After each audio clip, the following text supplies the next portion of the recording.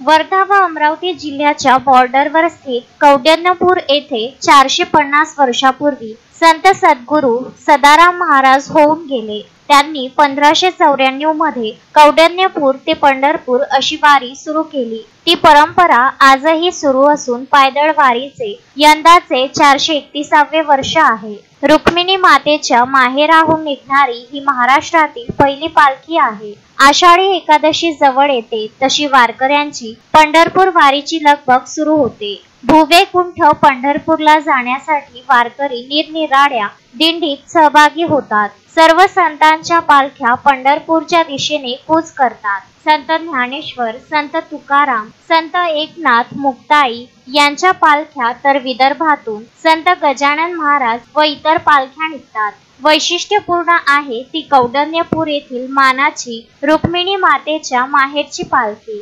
कौंडिण्यपूर हे विदर्भातील अतिपुरातन तीर्थक्षेत्र असून विदर्भराज भीष्मक राजाची राजधानी होय। रुक्मिणी मातेचे माहेर आहे, तसेच 5 सतीचे माहेर आहे। पालखीचा 3 जुलै रोजी पंढरपुरात प्रवेश होणार असून पालखीत दररोज भजन, हरिपाठ, कीर्तन होईल। गेली कित्येक वर्षे सेवा करणारी ठिकठिकाणची गावकरी मंडळी उत्साहाने पालखीचे मार्गात स्वागत करतात। 33 दिवसांच्या दीर्घ प्रवासानंतर दररोज अंदाजे 15 ते 20 किलोमीटर प्रवास करून अमरावती, कारंजा, वाशिम, परभणी, बीड, उस्मानाबाद आणि सोलापूर या जिल्ह्यातून प्रवास करून 3 जुलै रोजी पालखी पंढरपूर मध्ये प्रवेश करणार आहे। तसेच 30 जून रोजी माढा मुक्कामी रिंगण सोहळा होणार आहे। 3 ते 10 जुलै पर्यंत पालखीचा मुक्काम पंढरपूरला असून 10 जुलै रोजी परतीचा प्रवास सुरू होईल।